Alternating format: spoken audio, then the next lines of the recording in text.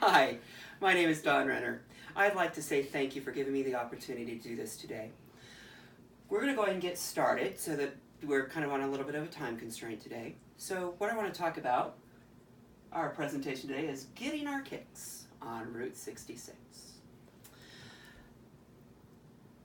When I was a kid, about my kiddo's age, my folks used to love, absolutely love, to go on road trips.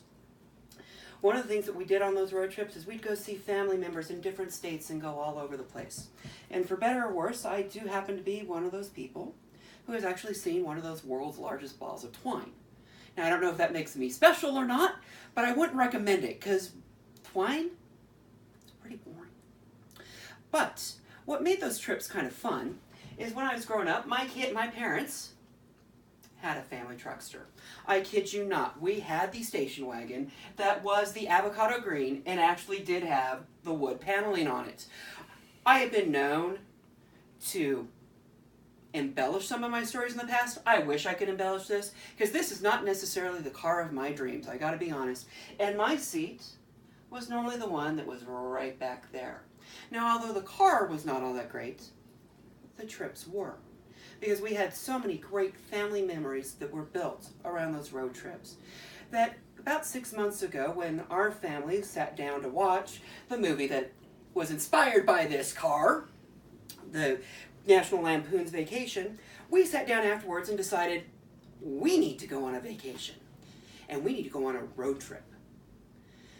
So, after 6 months worth of planning and hotels and all sorts of different things, we have come up with a game plan. And that looks something like this. A trip all the way through the American Southwest.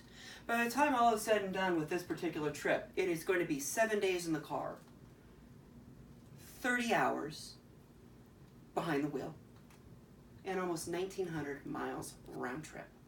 That's going to be a long time. And if you're on the other end of the camera going, that guy must be crazy, I have to admit, there are times I completely agree with you. However, crazy or not, what we've done as a family is we set an intention. We set the intention that we wanted to, on this trip, we wanted to enjoy the beauty and the wonders that are in our own backyard, but also to spend some time and enjoy each other as a family, which doesn't always happen when you're on an airplane flying everywhere. So this is where we're going to go, and that's kind of what we want, where I wanted to base this presentation on. Now, that being said, due diligence being what it is, I want to make sure that everybody is very, very aware that I do have some volunteers in my audience today to try to make this as real of a training session as I possibly can. Behind the camera is my 13-year-old Sophie. Over to her right is her sister Abby. Hi. And to her left is my wife Jen, who is going to be one of our volunteers for part of the training in just a little bit. So we'll get to see them as time goes on. Okay, so part of what occurred with the trip is we started planning, and part of that planning required checklists. And I required to put checklist upon checklist upon checklist, and it goes all over the place. And we can get into some very minute detail with this, but I don't want to spend a lot of time here. I want to talk about what I found were two of the most important things that came off of these checklists. Anybody want to take a wild guess at what should be on those checklists? Snacks. Snacks! Excellent! We'll get to snacks in just a second. Anybody else? Entertainment? Ooh, entertainment. I'm going to take that just a little bit more precise, and we're going to talk about music. And music is where we're going to start. Most important, music and snacks. And so let's go ahead and start with music. Now, music is a little contentious in our family because we all like some different stuff. I like me some country. I like Beach Boys. I like Jimmy Buffett. And I really like 80s music. If that makes me wrong, I'm sorry. However, a little bit different from everybody else in my family. Soph, who's behind the camera, really likes Imagine Dragons. She's in love with Ed Sheeran. And she wants girl power music. Her sister, who's a little bit younger, likes Disney. But she loves Elvis. Oh, yeah!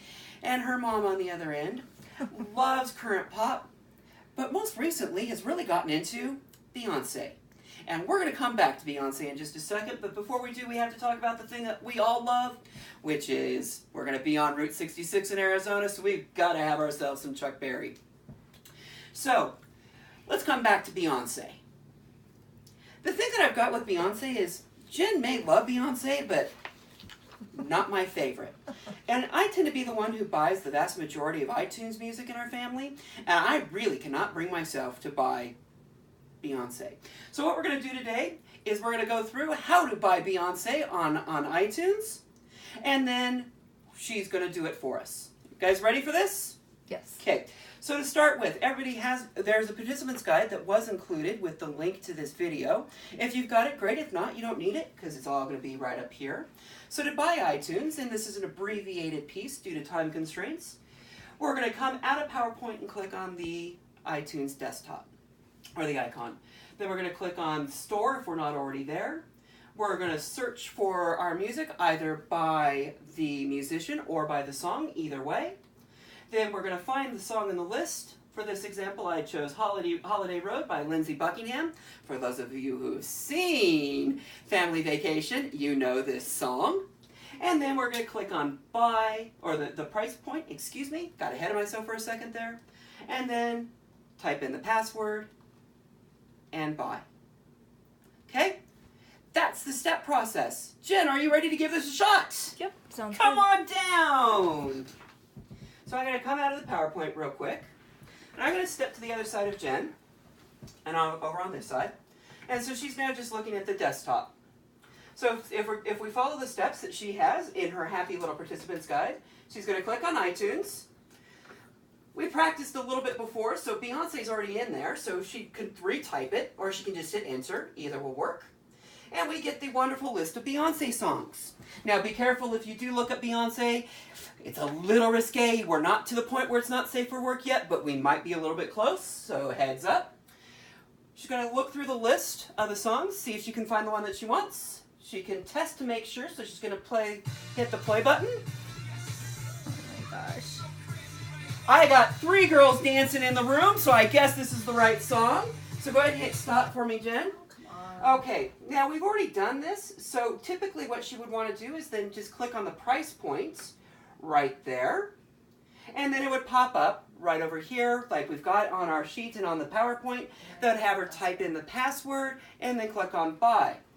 We've already done that piece, so right now it says play, so that tells us Beyonce's already in our playlist. Great job, Jen. I do appreciate your help. Now that's part of the piece along those lines. If you want to figure out how to put Beyonce into our playlist for our road trip, then please do me a favor. Give me a call back. Let me come on down and talk to you face to face, and I'll be more than happy to show you how to do a playlist if that's something that you're interested in. However, for right now, we're going to jump back because just as important in our family as music is, the other thing that we love to talk about is our snacks. Now, the one thing that we do know in our family is as contentious as music choices can be, snacks can be just as contentious. And so, fortunately for us, we don't have to go completely from scratch. Radio station in Denver recently created a Road Trip Snacks Hall of Fame. So guys, what do you think is on the Road Trip Snacks Hall of Fame? Miss Abby! Bananas! Good. I love where you're thinking. Fruit, your mom loves the fact that you mentioned fruit straight up. But no, and we'll talk about why in just a sec. Anybody else have anything that they think should be there? Granola bars. Granola bars. Chips. Chips. Beef jerky. Ooh. All right. I will tell you. You guys have mentioned one of the things that's on there, and kind of sort of another one. So let's go through. The radio station came up with. Ready? Number 6. Red licorice. Now for us, red licorice is going to be the Twizzlers, not the waxy, grossy kind, but the stuff that tastes like cherries. Woo! Number 2 on the list. Jen said chips, and she was very close. Pringles. But we have to be specific because we want the hard can. Reason we want the hard can is so your chips don't end up crushed in the back seats. We're going to put those right over there. Next up, M&M's. Ooh, yes! Peanut. My favorite. As Jen has said, we want peanuts in our family. The one caution I would have, Abby says no, she likes the other ones. That's cool. The one caution I would have on here is be careful if you've got food allergies in your family, okay? Cool. Moving forward, Abby, which got it right, is the beef jerky. Yes! Hand it over. There you go, sweet pea. Thank you for participating. Now, with beef jerky, the important part to remember is get the stuff that you like. If you like regular, buy regular. If you like teriyaki, buy teriyaki. If you like spicy, go spicy. Next up, the fruit section. And it's not bananas, because bananas are a little bit messy. Instead, we're going to go with the good old American grape. And the reason why we want grapes is they're short, they're sweet, and they are small and easy to eat. I am not going to throw this at the camera because I don't want to hit anybody. Last and certainly not least, or first on the list, which is the piece that my kids have already gotten into, because as important road trip snacks are, so are training snacks. Number one, trail mix. Now, trail mix is kind of awesome because it can be anything for anybody. I've got two different types here. I've got the semi-healthy version, which I'm getting thumbs up from Jen, that has granola and coconut and no raisins, cranberries and blueberries, and there are some nuts in there because we don't have nut allergies. Or we can go with the not so healthy version, but Abby's favorite, which is Golden Grahams, marshmallows, and chocolate, or I've got Reese's Pieces in mine. Yes. If anybody wants those two recipes, go ahead and take a look at the back of your participant's guide. They are there. Really simple, really easy to make. All right. That's really cool for a radio program, but not so much for a training session. Because the problem with this list is very subjective. Some people like it, some people don't. Who knows? So what I decided to do is try to make our Road Trip Hall of Fame a little bit more clarified and make rules that are a little bit more objective for how we're going to choose our food. And those rules are pretty straightforward. Number one, the food has to be easy to open while driving. So that's the whole thing behind a road trip snack, right? You have to be able to get into it. Number two, it has to be easy to eat while driving. Number three, it can't be a distraction to the driver. And Miss Abby, when you ask for bananas, this is why we're going to say no to bananas. And I'm going to explain why in just a little bit. Number four, it can't be really messy, because this is part 2 of why a banana won't work. And number 5, it can't be too dangerous or it can't create a hindrance for somebody. We've had those trips where we've had a family member end up in the hospital on a vacation. Don't want stitches again. We don't want stitches again, as Abby likes to say. So please be careful. Their food should not create a food allergy or anything else that's going to put you in the hospital. Now that list is great, but we want to kind of bring it even more, and we want to talk about putting it into a rubric. For those of you that have kiddos in school, you've probably seen rubrics before if you're not familiar with them. And it's a way to clarify how to score a particular item, behavior, performance, objective, and make it much, much more objective because everybody knows what the scoring is going to be. So I'm going to run it through with bananas really, really quick, and we're just going to focus on distracting. Bananas. What's the one thing that happens with a banana after you open up the peel? It smells yucky. It smells yucky. And the problem with the smelling yucky is for anybody who's ever been on a road trip before and there's a nasty smell coming from the back seat, that smell is horrible. So what we want to do is make sure that we don't do that. So bananas would be really low. They're also really messy because especially my kids, they like each other, but banana fights in the back seat can create some really, really ugly situations. So bananas would score very low. Rather than go after Abby, no, you can't have bananas, because I don't necessarily like to say that, we're to look for alternatives, and that's what we love to do with rubrics. It's not just say no, but perhaps come up with alternatives that might fit the rubric a little bit better. Abs, do you have an idea that would work? Dried banana chips. Ah, dried banana chips. They don't smell bad. They're not nearly as messy. They score much higher. And that's how I would also look at any kind of performance rubric. It's not just that somebody is a no all the way down here. It's our job to work with them to make them better so that we can move them forward. A little bit of creativity, a little bit of flexibility, and a whole lot of consideration for the situation that's occurring can help us move from a negative side to a positive side. So on that happy note, I'm going to go ahead and wrap this up because I've got some time considerations working here. So what I would like to do is talk through this program for just a couple seconds. First and foremost, what I want to make sure everybody is aware of is this program was created from scratch from the point in time that I got the email that you wanted a program. That was less than 48 hours ago. So within that time frame, the concept was created, PowerPoint was created, the participant's guide, which you'll get in the email, as well as a leader's guide, which will also be in the email, will all be there. So that's how I operate. Training needs to be quick, it needs to be efficient, it needs to be effective. That's what we get from these kind of programs.